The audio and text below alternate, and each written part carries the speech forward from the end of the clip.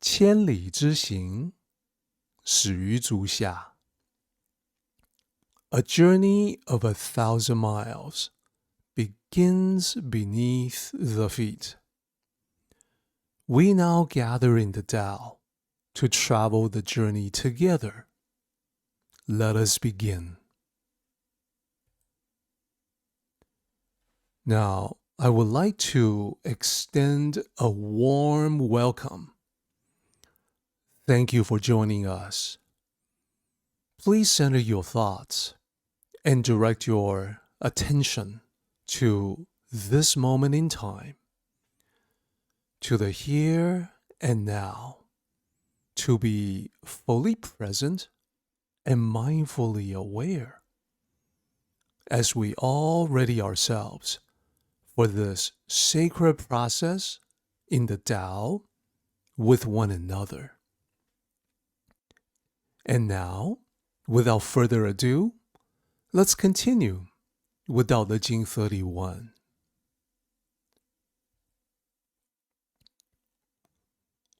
As we discussed previously, the title for Tao Te Ching 31 is Value the Left, a title that is taken from the fourth line of this chapter and represents the totality of the essence from the teaching by Lao Tzu.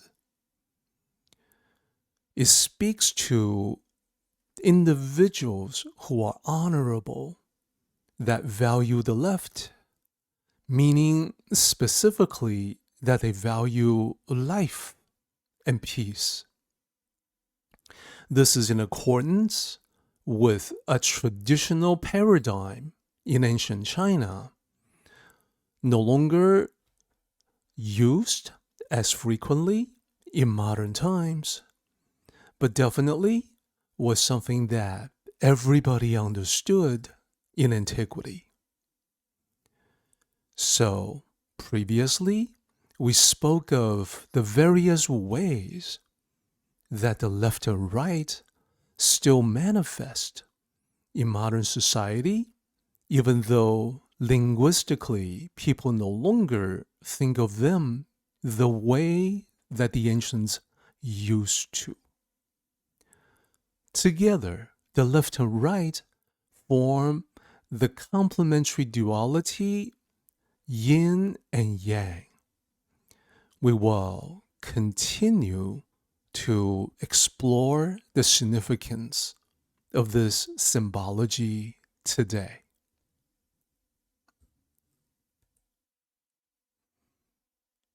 Here is a quick look at the entirety of Tao Te Ching 31.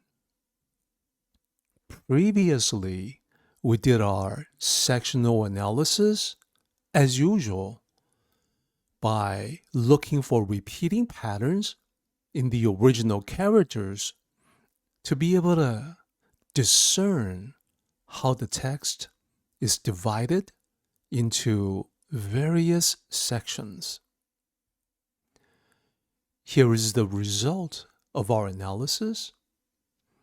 We have 4 sections. The first section is the introductory section that reveals the concepts to be explored and immediately mentions the left and the right in lines 4 and 5, as you can see. In section 2, Lao Tzu continues to talk about specifically the use of military force, which for you and me maps to contention in our lives. Lao Tzu describes the different attitudes that people have toward violence. Just as an ancient king might be warlike, using his army to attack other kingdoms, so it is true that today we do encounter people who are full of aggression, who are out to attack other people in order to gain some sort of personal benefits that they perceive for themselves. In section 3, Lao Tzu continues with a further example indicating the generals that flank the rulers on the left side and the right side. And this was understood in ancient times in terms of the roles that they play within and for the kingdom. And finally, Lao Tzu provides the conclusion, which is to say that when it comes to the use of the military, there can be no true victory. A victory in war should be treated as a funeral. That will be the focus of our exploration today as well.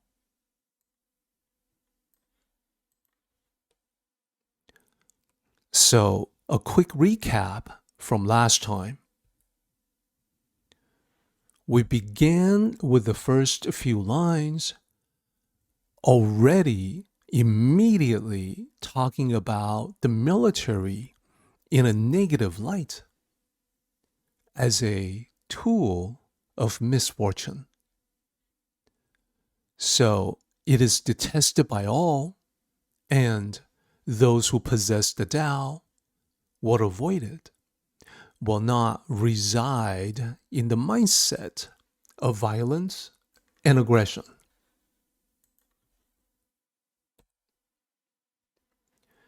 Then, Lao Tzu continues on to talk about the distinction of left versus the right. And as I mentioned, this is the symbology of ancient Chinese culture.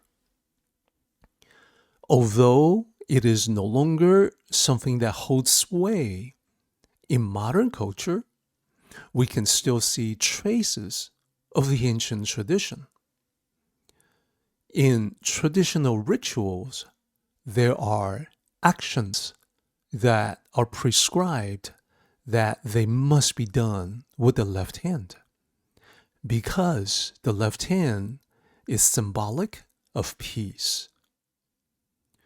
We talked about kimono, folding the left side over the right side being the correct way to wear the kimono. If you were to make a mistake holding the right side over the left, well, that is the way that the deceased will be dressed with the kimono. So we want to be careful not to make that mistake, especially while in Japan. We talked about the traditional greeting where the left open hand covers the right fist. The palm over the fist is symbolic of peace over violence, harmony over contention. To use this pose, this gesture, is symbolic of, I now greet you in peace. I come in peace. I bring peace. It is the acknowledgement of the importance of peace among all people. We then moved on to lines 6 and 7, which emphasizes the military as a negative thing, a tool of misfortune, something that brings auspicious, inauspicious events, meaning misery and suffering for all. Therefore, the military can never be the tool for people who have honor, and certainly not to the people who have the Tao.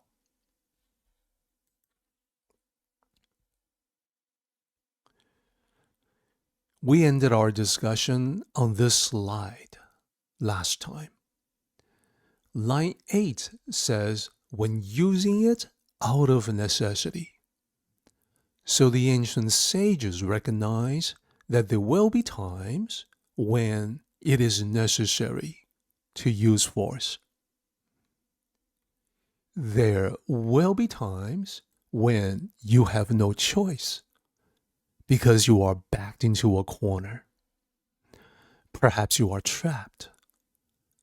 But then there are requirements that when you have no choice but use force, you must use it in a specific way. And that is the way of calmness and composure. That is exactly what we talk about in line 9. Lao Tzu says, calm detachment should be above all, meaning it is the most important.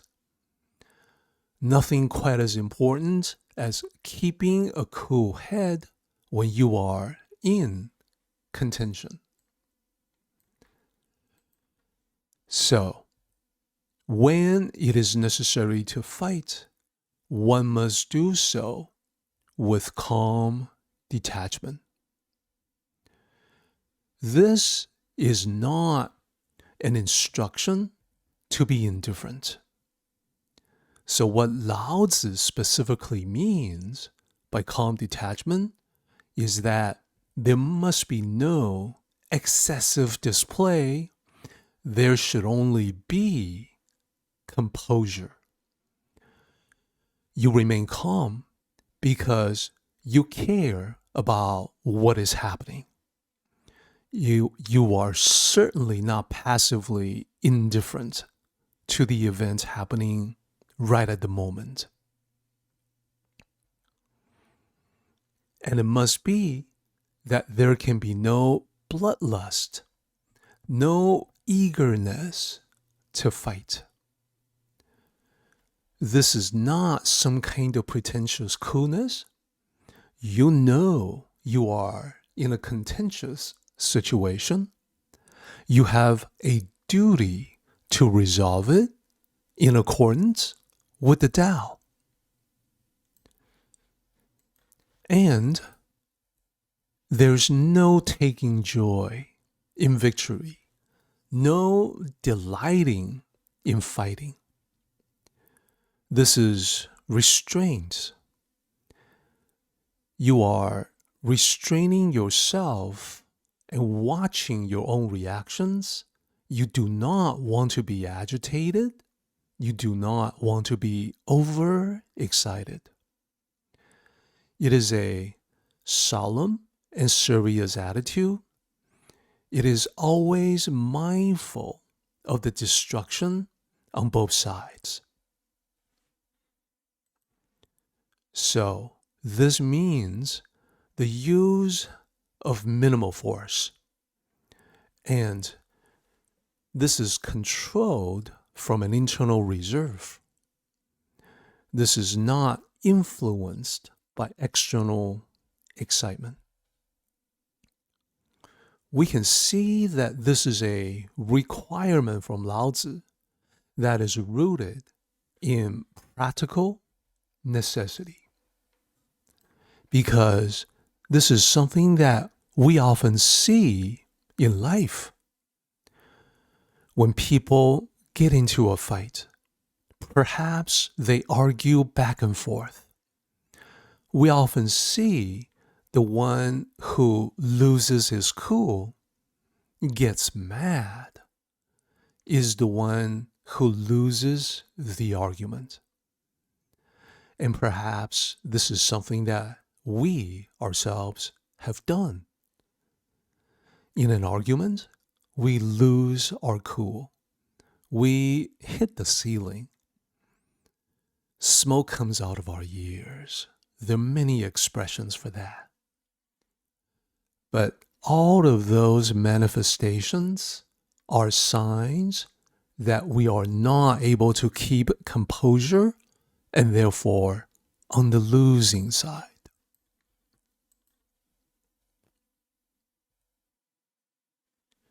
Next line.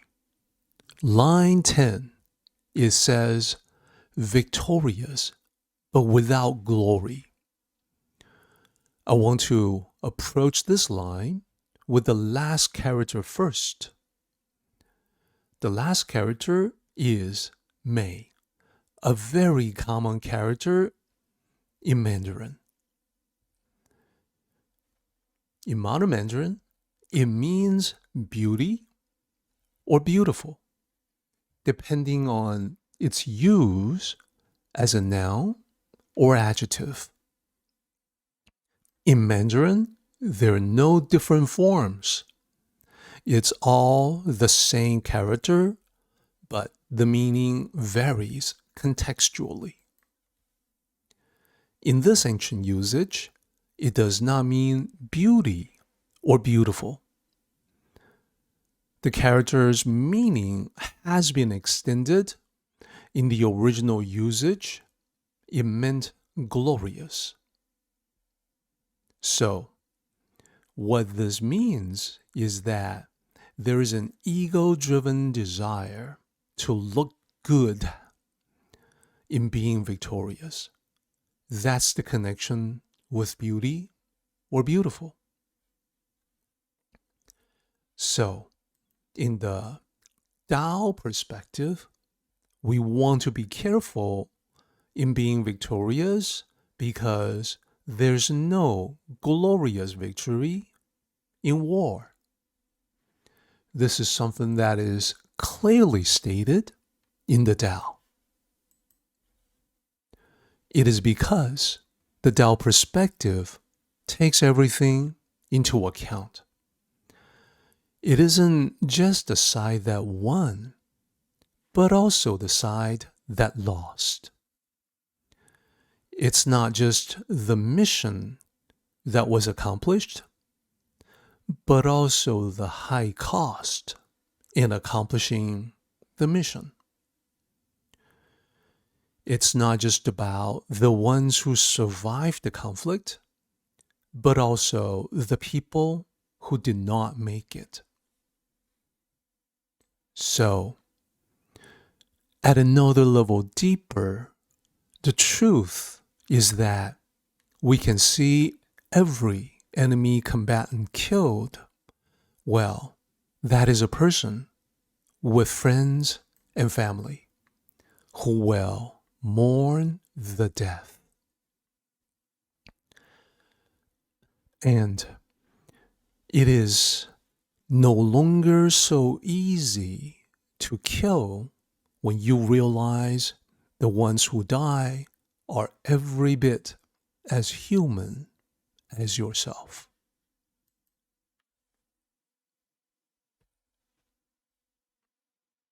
So, looking at the entire line now, victorious but without glory. I want to break down the 4 characters in terms of meaning. The first character is win or victory or victorious. The second character is a connective but. The third character is the common character 不 for none or not or no. Finally, the last character, as we discussed, usually means beauty or beautiful in modern Mandarin, but in ancient classical Chinese, in this case, means glory or glorious. Certainly, a related tangential meaning to beauty or beautiful. So, Why glory? Well, this is Lao Tzu pointing out that people usually associate glory with meaning, with winning a battle. In contrast to that, for the Tao cultivator, it's regret, not glory. The Tao cultivator regrets having to fight in the first place. That in turn is because the Tao cultivator is aware there must be a good way to avoid fighting, but the Tao cultivator was not able to find that good way before the fighting broke out.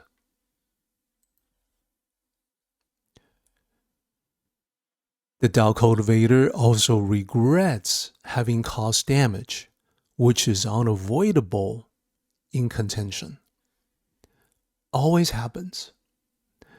It's just something that most people accept.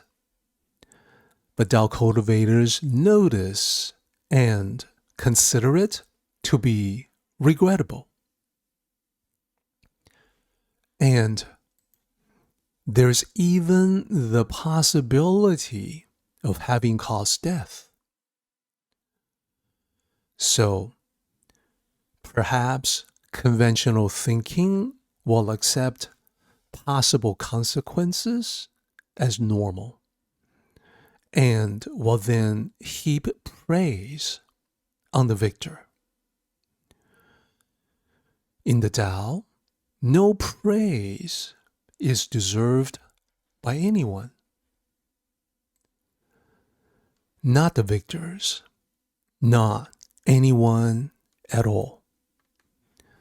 The only response that is truly compassionate, fully human, and in accordance with the Tao is sadness, grief, and humility, even in victory.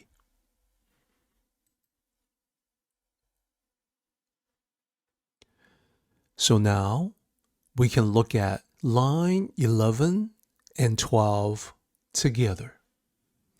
In the original, they say, those who glorify are delighting in the killing. So this is an observation from Lao Tzu that it tends to be those who glorify military victories, those are also the ones who glorify the killing of the enemies. It is the killing of other humans that bring glory. This is actually opposed to the Tao.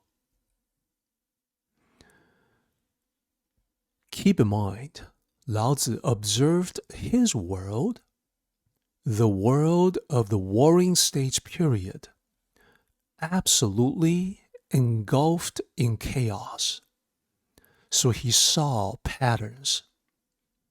Patterns like people being driven from their homes, people being slaughtered, the rulers and generals who took pride in doing that, causing that.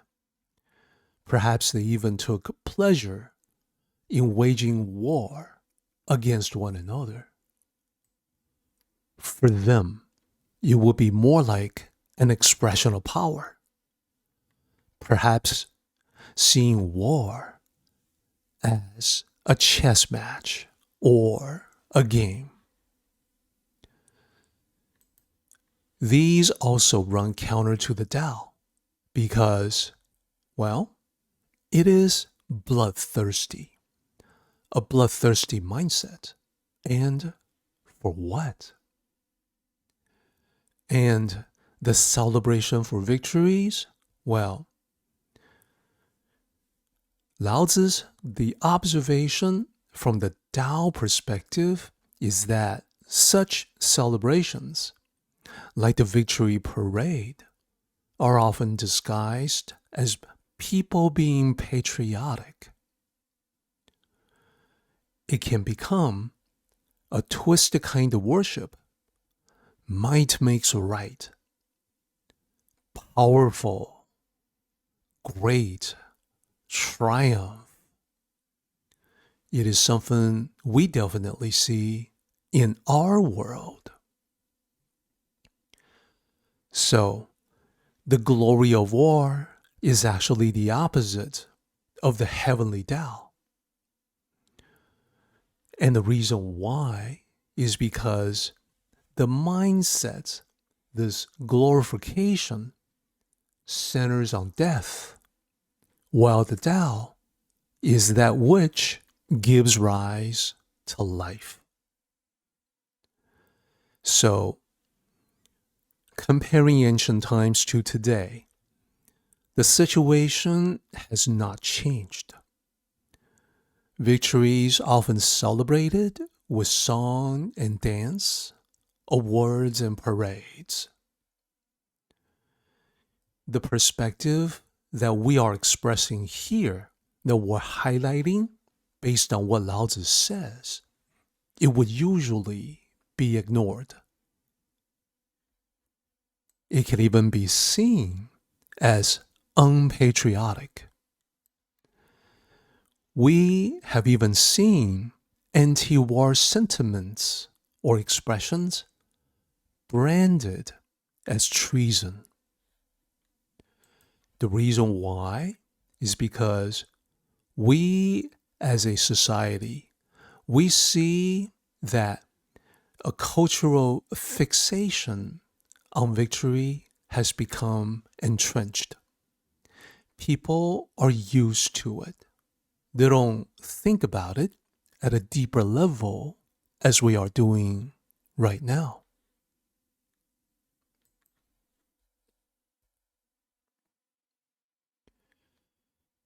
Next, we can look at line 13 and 14 together. They say, those who delight in killing cannot achieve their ambitions upon the world. Their ambitions are simply conquest, domination. So, they cannot achieve that ambition, meaning they will fail. And there are two reasons for that. The first reason is that their actions will eventually circle back to them. History proves this with numerous examples. The conqueror uses violence in killing on a massive scale. Invariably, this violence circles back on them, literally with a vengeance. This is what Lao Tzu has always maintained as his position. He points out that their methods will be returned. The violence they inflict upon the world will come back to them, resulting in their destruction. This idea, this concept, is a continuation of the thought from the previous chapter, 道德经 30. If you look at the first 3 lines, they say, the one who uses the Tao to advise the ruler does not dominate the world with soldiers. Such methods tend to be returned. Meaning, if you possess the Tao, you would not be warlike. You know, violence circles back on the instigator.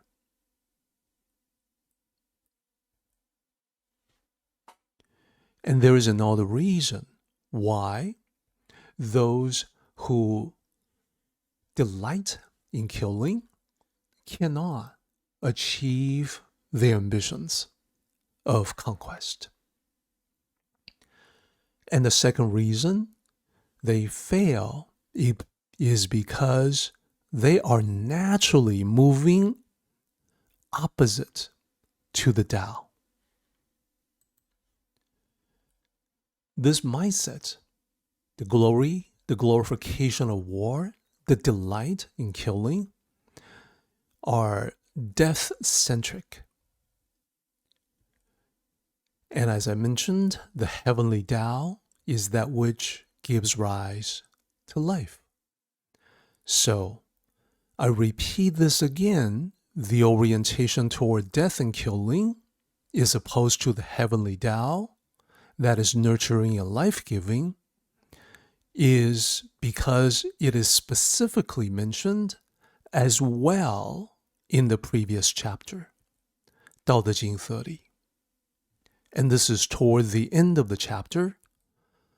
The 3 lines toward the very end say, things become strong and then get old. This is called contrary to the Tao. That which is contrary to the Tao soon ends. They perish sooner or later. They cannot last. And that's why they will fail in their goal of conquest and domination. Just looking at this, we can see the observation of Lao Tzu is uncomfortably close to where our world is headed today. There's so much violence going on in the news, in the media. We, as human beings, have become desensitized. We see people coming up with excuses and justifications for more and more violence.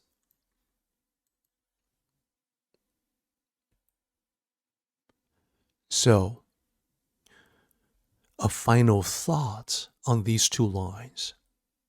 Together, these 2 lines become the admonition from Lao Tzu to us. He is admonishing us.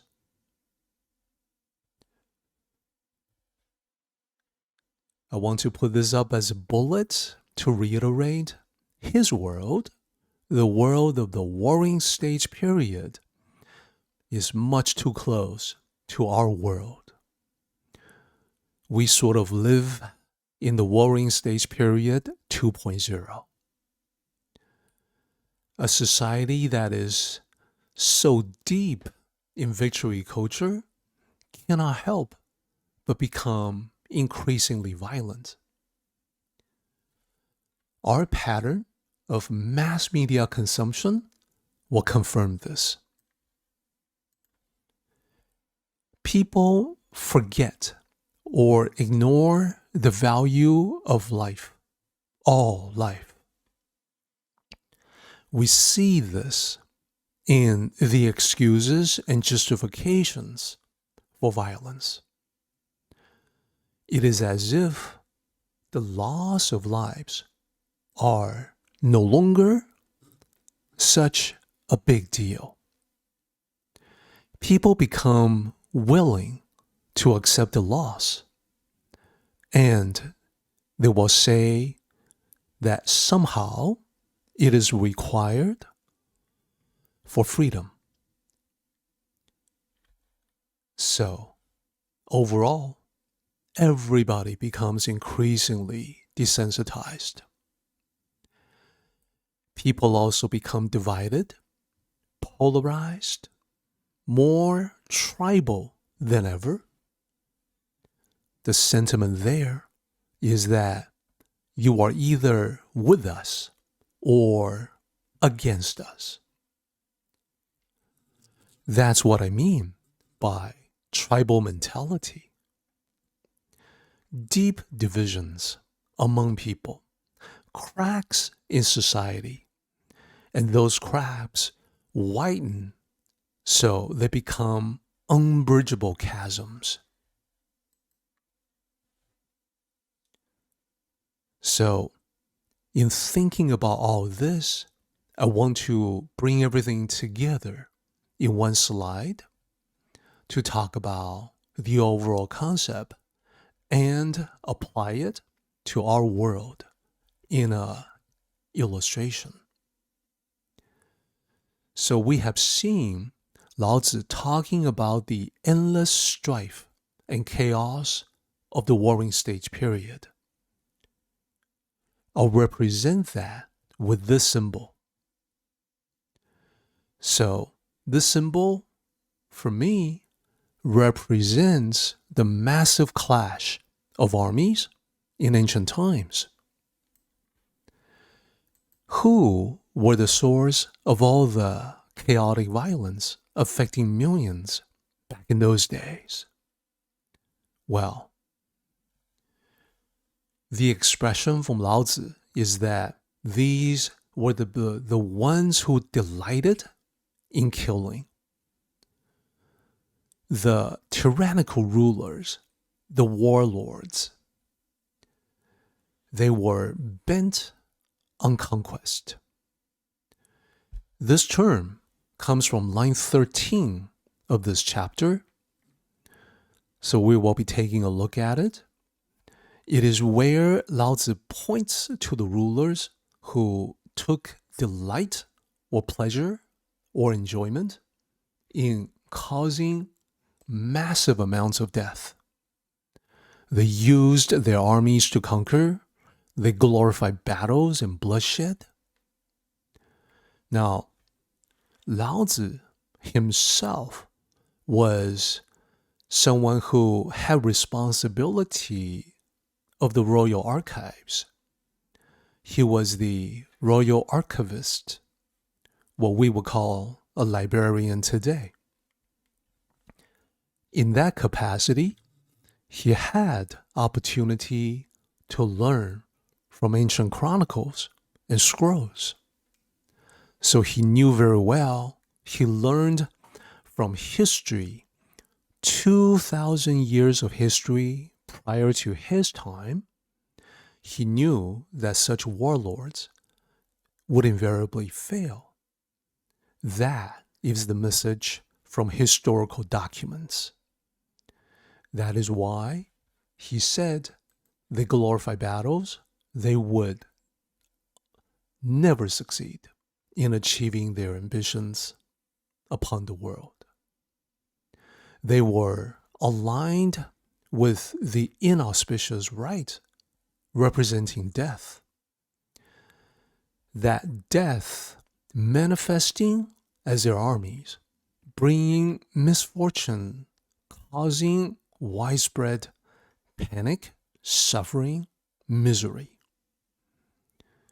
So these people, these rulers, did not realize that the inauspicious right also represented the end, the termination point, not just death.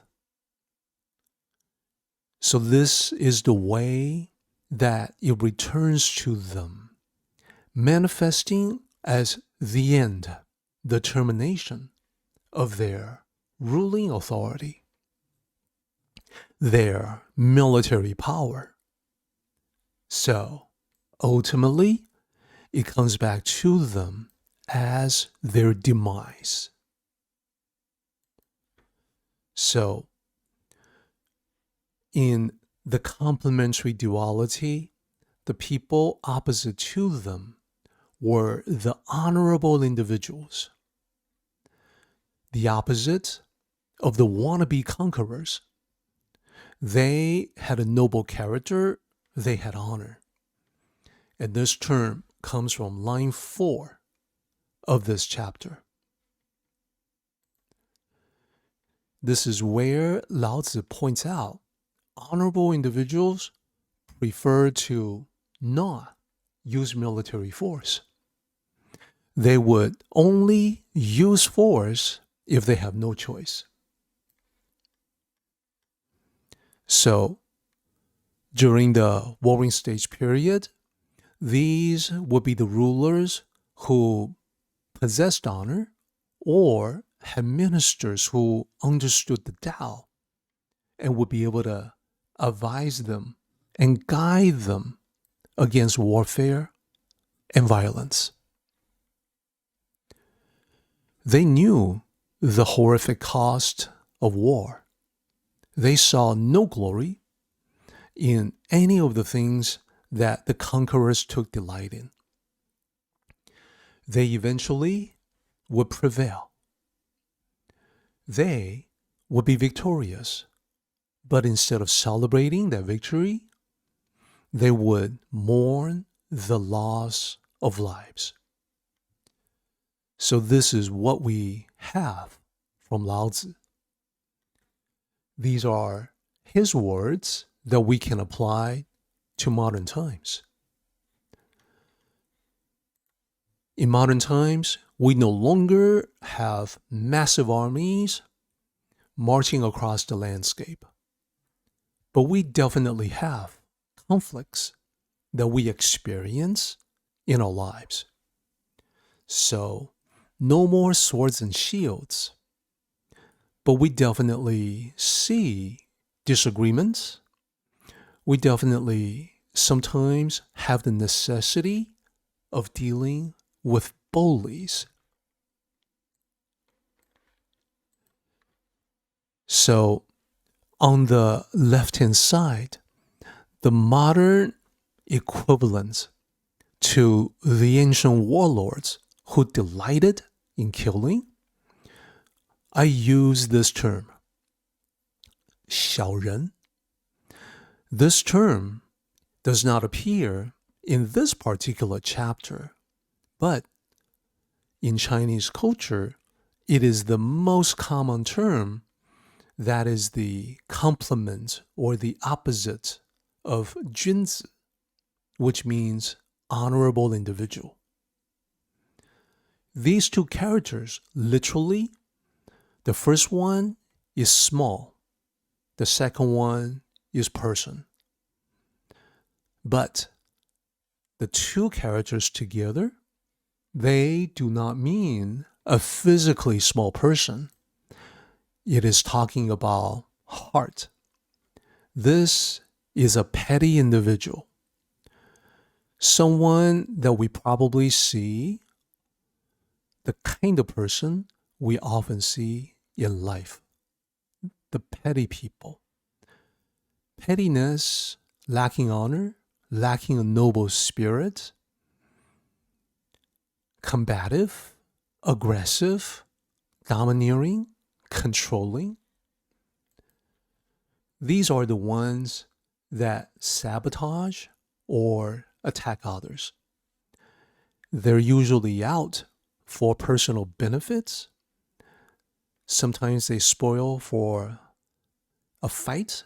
They want to pick a fight. Other times, they will work in secret to the detriment of others.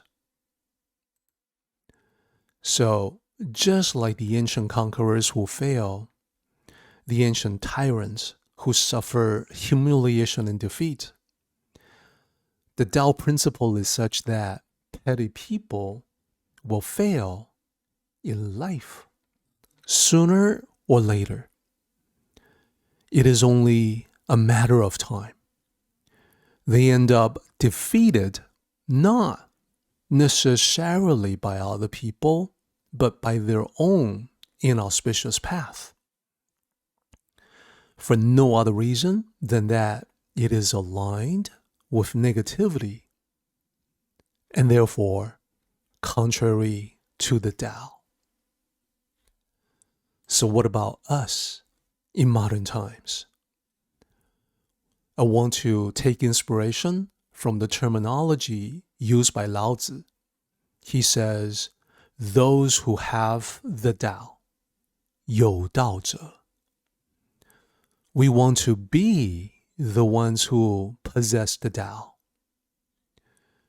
Those are the ones who follow the Tao of peace, who naturally wish to avoid the use of force. This is more than just having honor or noble character, because we also wish to understand the Tao in order to have it, in order to have the Tao with us at all times. So we're not out to conquer anyone. We know violence is never necessary. We know all disagreements can be resolved peacefully. There's never a need for contention. And when sometimes we quote-unquote win, we prevail in a situation, we survive unscathed. Well, that is a time for humility. The reason why we would prevail is because we follow the natural flow of the Tao. And therefore, we cannot regard winning as something to celebrate, because there is nothing that is good about winning at somebody else's expense. Now, we all know that coming out ahead in a confrontation, that looks like winning to a lot of people. But if it creates resentment, if it plants the seed of future conflicts, then it isn't actually winning, it is actually losing. So, Lao Tzu says, those who delight in killing cannot achieve their ambitions upon the world. We want to be the opposite of that. We want to be wary and averse of not just killing, but causing harm. And that is how we succeed in life. When the bullies fail, we continue on smoothly, living the life in the Tao, fully aware of the toll that conflict would have taken. So this slide, I think, summarizes what Lao Tzu has talked about so far and applies it to our present-day life. Let's go to the next line. Line 15 says, auspicious events favor the left. So this is Lao Tzu coming back to the concept of left versus the right and exploring that further. This is an ancient Chinese paradigm, and originally it was based on the central role of the ruler. It was customary since ancient times that the proper orientation for the ruler was sitting with the back to the north, facing south. So this is echoed in various aspects of the culture. When it comes to feng shui, the ideal orientation of a house is like the orientation of the ruler, with the back facing the north and with the front of the house facing south. This is based on how nature works in the northern hemisphere. In wintertime, when it is cold outside, the sun is in the southern part of the sky, so we can bring light and warmth into the house through the front windows. So back to the ruler. When the ruler is positioned with his or her back to the north, facing south, then what happens is that the left hand of the ruler is the direction of east, the direction of sunrise. Sunrise is the beginning of an auspicious day, or, to say it another way, the auspicious beginning of the day. So, this is a symbology that can be applied in general to different aspects of life. For instance, with birth, that new life, the infant, that is regarded as the auspicious beginning of a new life. A wedding is regarded as the auspicious beginning of marriage. And store opening celebration, because that is the auspicious beginning of new business. So you can see that there's underlying logic behind this paradigm. It really all makes a kind of sense when you look at it in the ancient context. To illustrate that, I would like to offer this slide, the auspicious left. So remember, it is all based on the central figure of the ruler and the direction of the ruler's orientation. In terms of north, south, east, and west, when the ruler is facing south by ancient tradition, which goes back thousands of years before the time of Lao Tzu to the time of legends and mythology. East would be the left hand. So the significance of facing south cannot be understated. In the Tao, the southern sea represents a place of warmth and light. The southern sea is the destination of the great paying bird. The flight of the paying bird is toward the southern sea.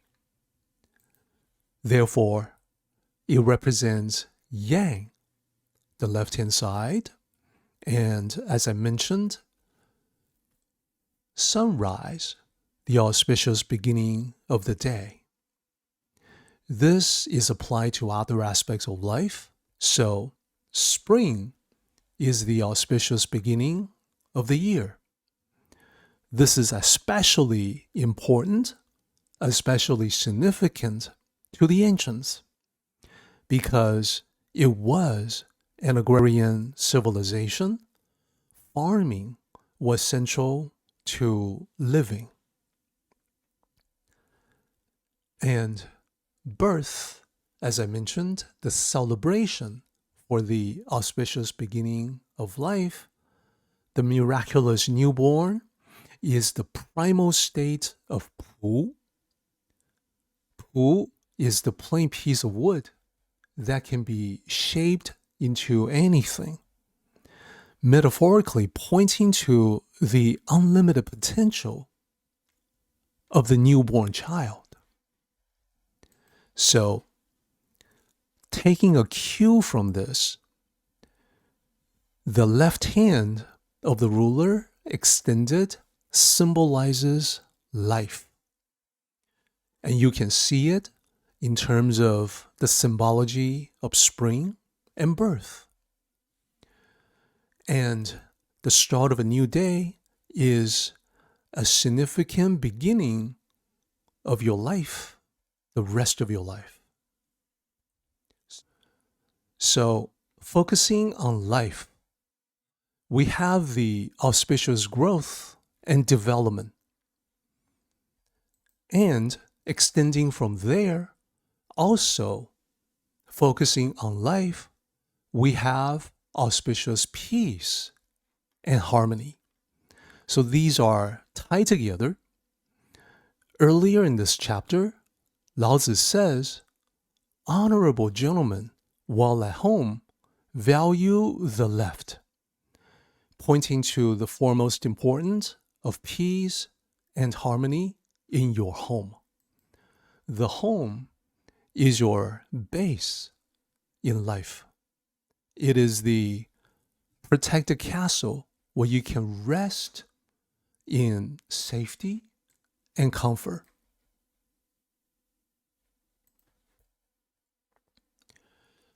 And lastly, life, the auspicious nurturing and protection that is offered in the castle that is your home.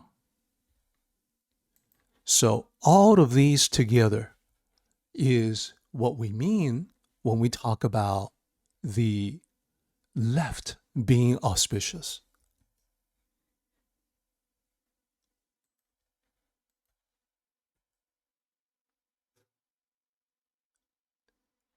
Next line.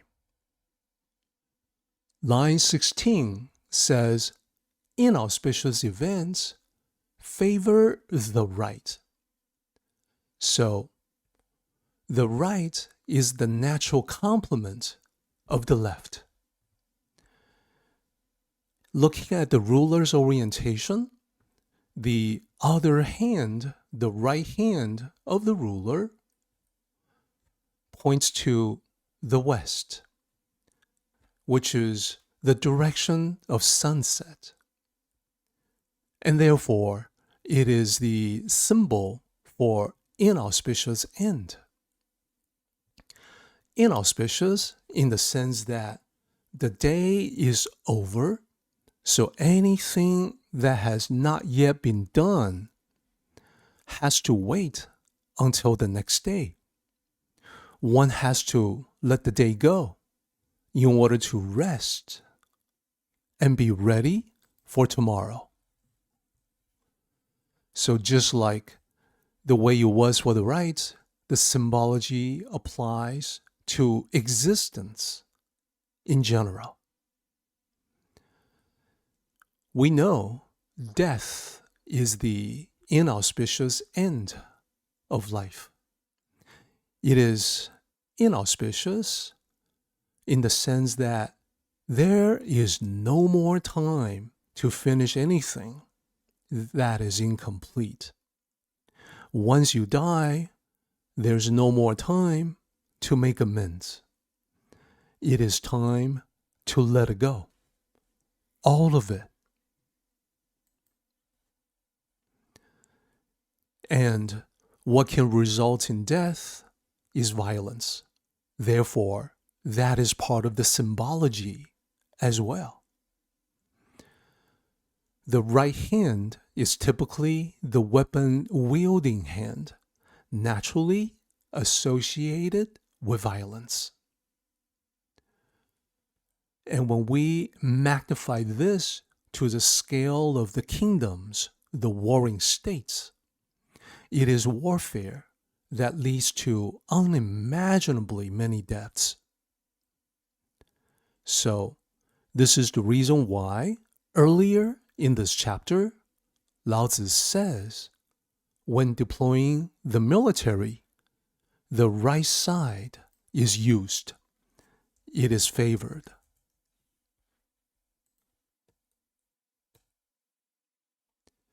So continue on, still looking at the right.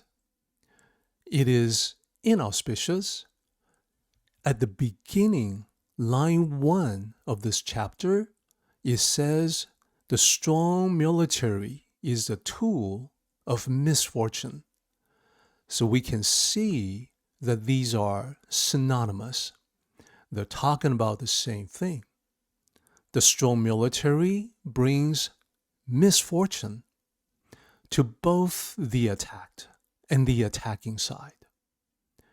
The greater the strength of the army, the greater the misfortune it brings.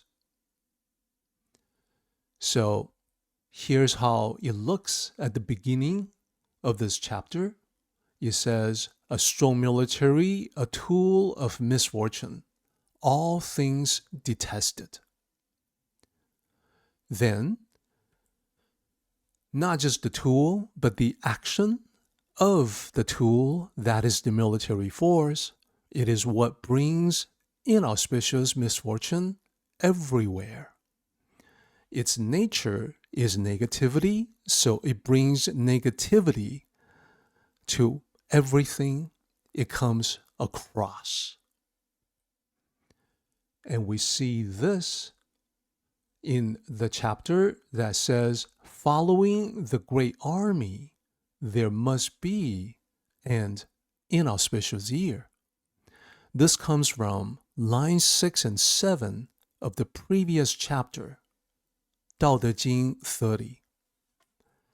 Inauspicious year is just a different way to express the same concept.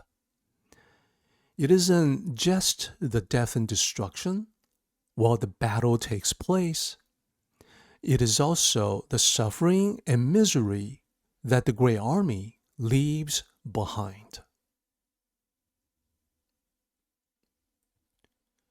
So, to illustrate that, we should also have a matching slide depicting the right side, just like we had a slide depicting the left side. This is still centering upon the orientation of the ruler. The complementary side of the symbology, the ruler again faces south by ancient tradition. This is the constant. This does not change. So the right side of the ruler is pointing west. This is the yin aspect of the yin and yang symbol. So the direction of sunset, as I mentioned, the inauspicious end of the day. Same with winter as opposed to spring. Winter is the inauspicious end of the year. The harvest is done. The year's work is done. All the myriad things out in nature, they have all become inactive. Then, of course, we must talk about death, the inauspicious end of life.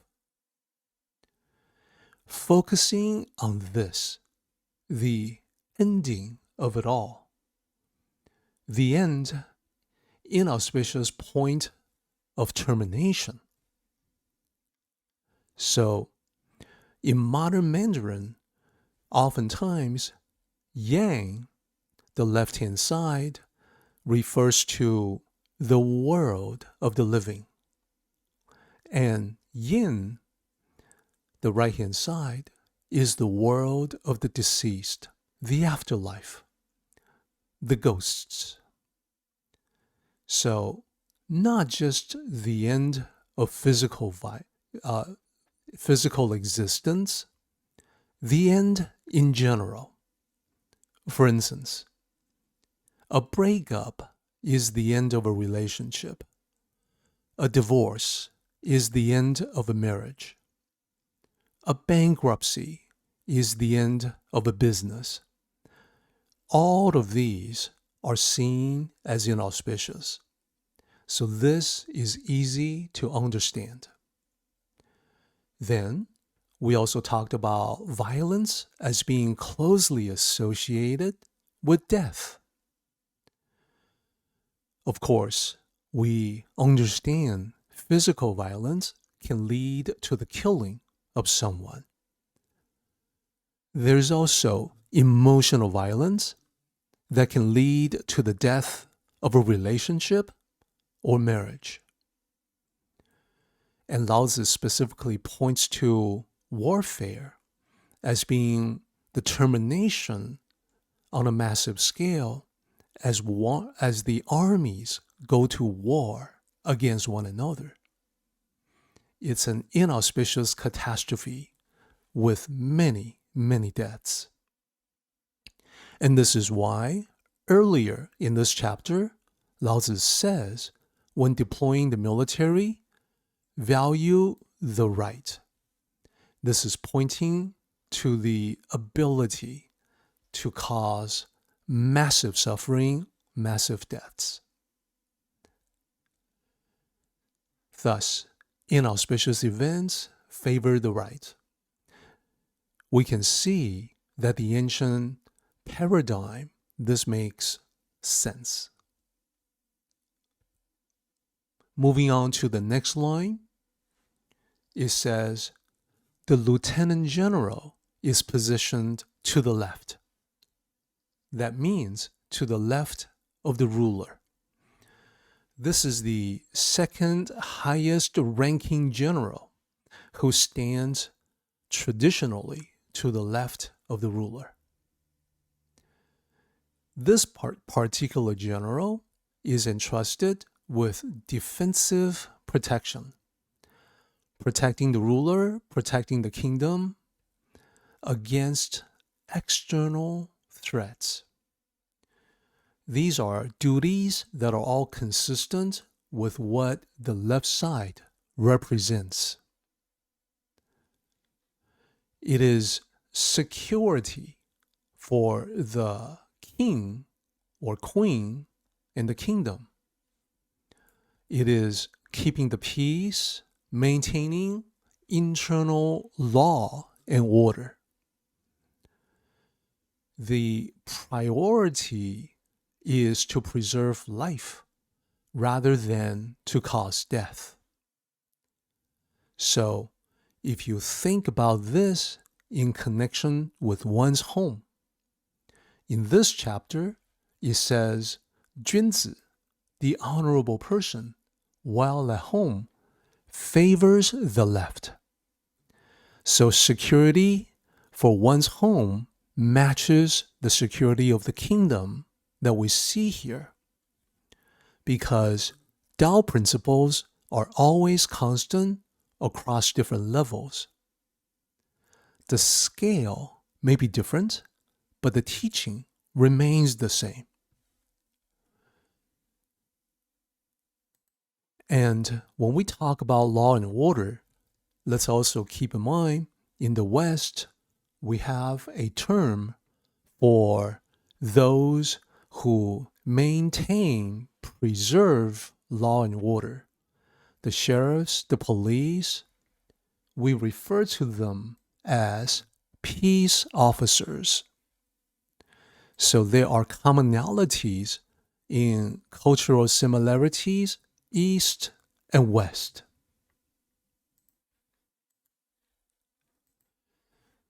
The emphasis for the peace officers, as it is for this particular general, is on saving lives, and it is consistent with what the left represents.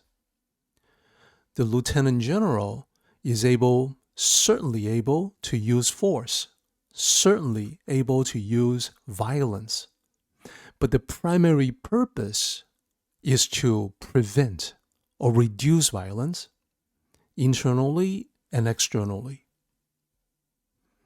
And this authority is within the kingdom, which is the home country.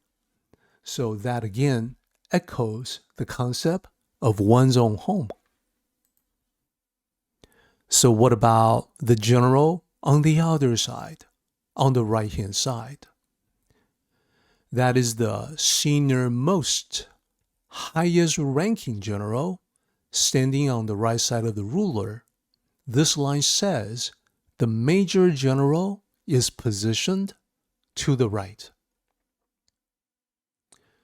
So just like the lieutenant general being tasked, being responsible for internal security and defense, this particular general, the senior member, the senior most military personnel, is responsible for offensive capabilities of the kingdom. That means attacking military targets as commanded by the king.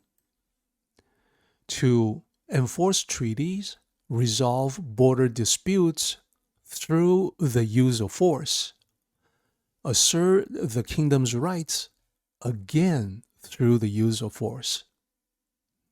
So these duties are oftentimes away from the kingdom, externally directed, but they are consistent with the symbology. So the contrast is that the duties of the lieutenant general are tied to the kingdom, and this general, the major general, is outside the kingdom when the army marches.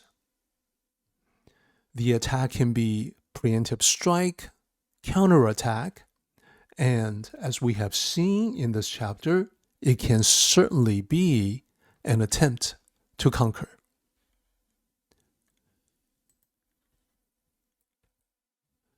So the priority for this general is to maximize the power to cause death and destruction.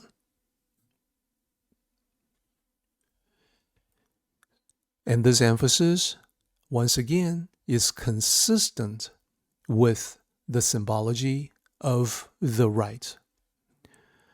And let me also note, a ruler needs both.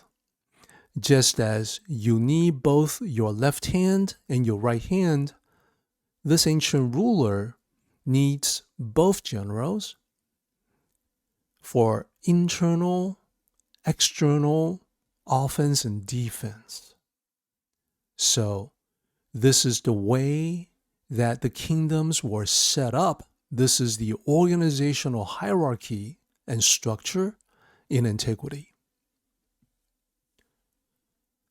So now, having talked about the left and the right hand side, the two generals occupying those positions, we have arrived at a logical stopping point, and we're also getting close to the top of the hour. So we should now be looking ahead to summarize what we have talked about today.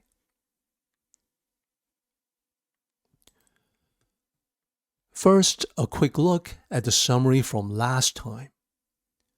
Previously, we began summarizing the chapter as the Tao perspective on conflicts in general. We talked about the use of force. So the warfare of ancient times is equivalent, it maps to contention, violence, and the use of force in our lives living in modern times. And in the first half of the chapter, Lao Tzu is already talking about the distinction between left and right, the ancient symbology based on yin and yang, and the orientation of the traditional ruler. Keep in mind, the left-hand side is about life. The right-hand side is about dealing death. We also talked about previously君子, the noble person, an honorable individual that will never resort to force as a first option, will only use force when there's no other choice. This person knows there is nothing good or glorious about the use of force. So that concept was introduced last time. Now, let's talk about the Tao perspective on conflicts as explained in the second half. First, Lao Tzu talks about the auspicious and inauspicious, connecting them with left and right. So the left honors life and auspicious beginnings. Focusing on this concept is especially appropriate as a year comes to an end and a new year begins. The new year is a new beginning. It is full of the potential for good, the potential for the positive. It is then up to us to turn that potentiality into reality. The right symbolizes death, inauspicious endings, which death certainly is. The left and right are represented by the generals, as we have just seen. So, just like the ancient ruler, I want to suggest to everyone that if you think of yourself as the absolute ruler of your life, which indeed you are in the Tao, then you too are served by two generals for offense and defense. This is because that internal, inner major general is the aggression that exists in all of us. Let us not pretend that the general isn't there. Every person has an element of the aggressive. When you and I, when anybody gets into a fight, this is the general that we order to lead the attack. And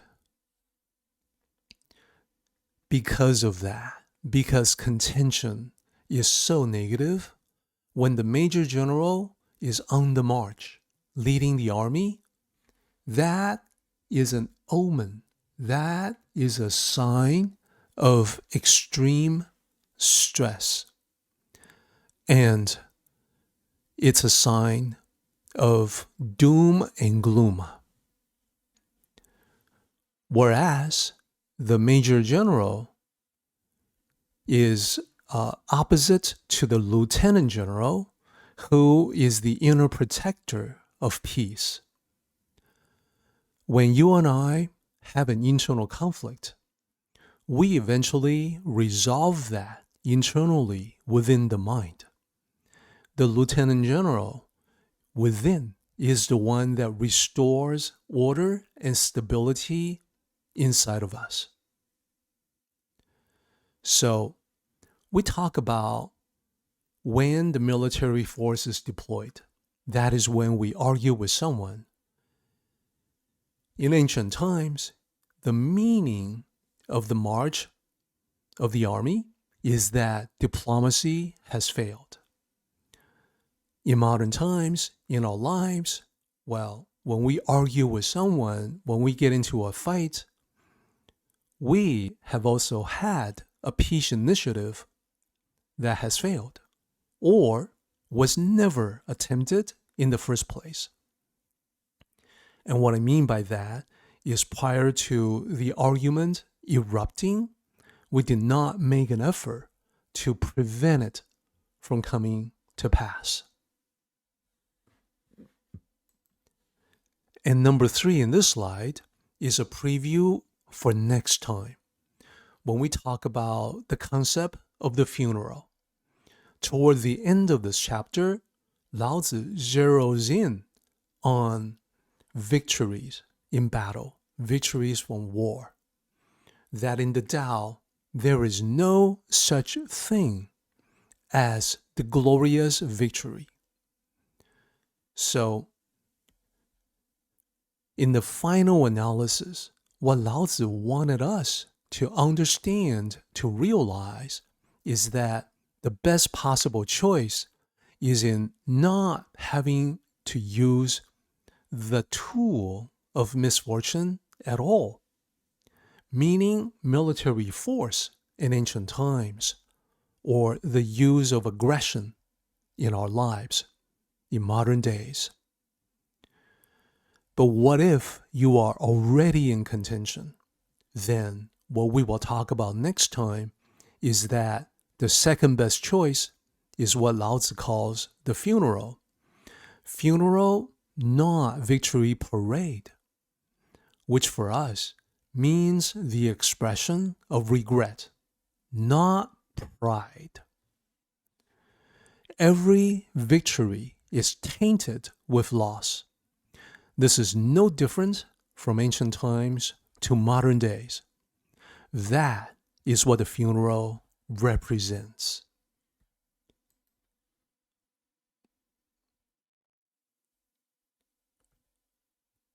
For easy access to Tao resources, visit my website, dereklin.com. There, you can click on links and see everything listed, such as Taoism.net, information about the Tao and this meeting, our Facebook community, a place to discuss the Tao with fellow seekers, our YouTube channel, recordings of all our previous meetings, my Amazon author page, books and audiobooks for further exploration. You can go directly to this page at dereklin.com/links. When you see the benefits of the Tao in your life, share your experience through comments in Facebook. And share these resources with friends who may also benefit. If you find my books or audiobooks to be helpful, please post your reviews on Amazon to guide others to the Tao. If you have connections to prisoners interested in the Tao, contact me through Derek Lin Books on Facebook, and I will send my books to them free of charge. This is the path that I am on, so I can say sharing the Tao has transformed my life in incredible ways. I would like to invite you to come along. Let us travel together on the path in the journey of life. Our meeting has come to an end, but the journey continues on. Let us all travel safely so we can meet again. Until next time, may the Tao fill you with peace and happiness. Thank you, everyone. We are done for today. Have a great week, and I will see you in the next meeting. Bye for now.